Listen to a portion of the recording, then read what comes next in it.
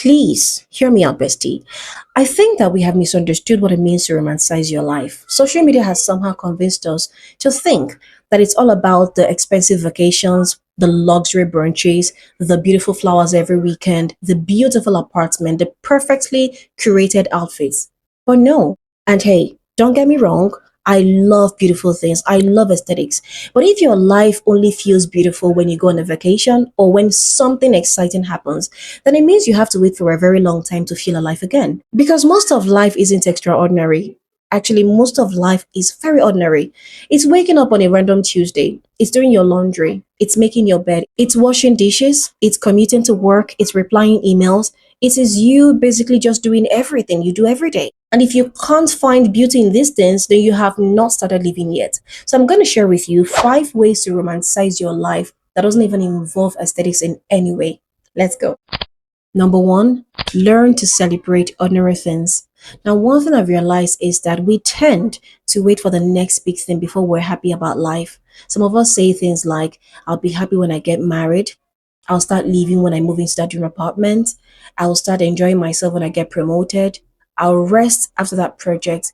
But when we get there, we also wait for another thing. Actually, when we get there, another destination appears. We're constantly postponing our joy. And the problem is, life doesn't happen in the milestones, life happens in between them. The conversation you had with your friend over lunch, the quiet cup of tea you had in the evening, the laughter you shared with your siblings, life is always happening. So you don't have to wait until a milestone is accomplished before you're happy. These are moments in life.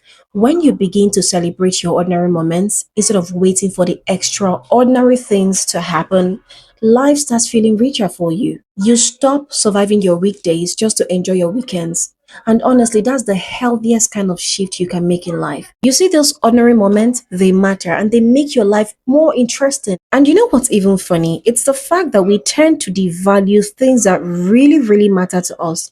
The fact that you wake up every single morning, that's an extraordinary thing that happened to you. The fact that you have parents to call and they will call you, that is something beautiful to celebrate. The fact that somehow your goals to a great extent have been accomplished, even the tiniest one, such as reading a book, reading a chapter, reading a page today, celebrate it. Be in the now. Celebrate yourself in the now. Don't wait until the big one happens before you celebrate it. Number two, be fully present in your own life.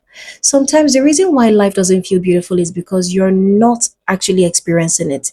Your body is here, but your mind is somewhere else. You're eating while scrolling, you're watching a movie while texting, you're talking to someone, but you're checking your notification. You're not fully present. You're taking a walk, but you're not even noticing the trees around you. You don't notice the cars around you, the people around you, the houses around you. You call it multitasking, but actually, you're terrible at being present. Romanticizing your life starts with you paying attention. Notice how your coffee tastes. Listen to the rain. Watch the sunset instead of you taking a picture of it immediately. Sit with your thoughts. Listen to yourself. Hear yourself. Presence makes ordinary experiences meaningful because you cannot appreciate a moment you have not fully experienced.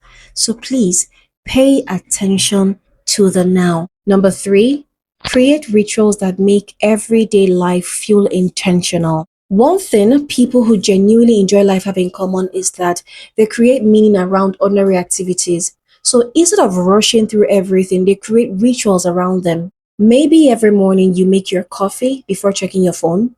Maybe every Friday you order in your favorite meal and then reflect on the week. Maybe you journal before you go to bed. Maybe you light a candle while reading. Maybe Sundays are your reset days. These activities tell your brain this isn't just another day. This moment deserves all the attention. And here's something interesting. Rituals create stability. Even when your life feels chaotic, rituals remind you that you have something grounding you. So to be honest, you don't need expensive lifestyle. You just need intentional moments. So create some rituals for yourself and let every moment count for you. Number four, stop waiting for a special occasion before you enjoy good things. A lot of us from African households can relate to this. We were conditioned to save everything. So we save our favorite perfumes, we save our beautiful clothes, we save our nicest plates, we save our expensive candles, we save our dreams, we save almost everything, waiting for a special occasion. What if that special occasion is today? I'm not talking about a wedding. I'm not talking about a birthday party. I'm not talking about your birthday party. I'm talking about you just wearing that beautiful cloth today. We're always waiting for the right time. But what if today is a special occasion? Why do we always have to act as though life is a rehearsal? Wear the dress, wear the perfume, drink from the favorite mug, take yourself out, cook the recipe. Just do it. Buy yourself flowers if you want to. Not because you want to impress anyone, but because you deserve to experience joy today. Stop treating happiness as though it's something you have to postpone. Life becomes beautiful when you stop treating happiness as something you deserve later. You deserve it now. Number five, build a life you don't constantly need to escape from. Now, this to me is the deepest way to romanticize your life because no amount of aesthetic morning routines can fix a life you're deeply unhappy about. Sometimes we think we need another vacation, but what we really need is boundaries. Sometimes we think we need another shopping spree, but what we really need is better friendships. Sometimes we think we need prettier pictures, but what we really need is healing. Maybe we need work that aligns with us. Maybe we need to forgive someone. Maybe we need to live in environments that constantly drain us. Maybe we need less time comparing ourselves online and actually spend time appreciating our uniqueness. The goal is not to create a life that looks beautiful on Instagram. The goal is to create a life that is peaceful, that you will also love when the camera is off. Because at the end of the day, you're the only one that will still live your life, not your followers. I think the biggest shift is this. Romanticizing your life is not pretending that life is perfect. It is you choosing to see beauty even when life is imperfect. It is you slowing down. It is you being present.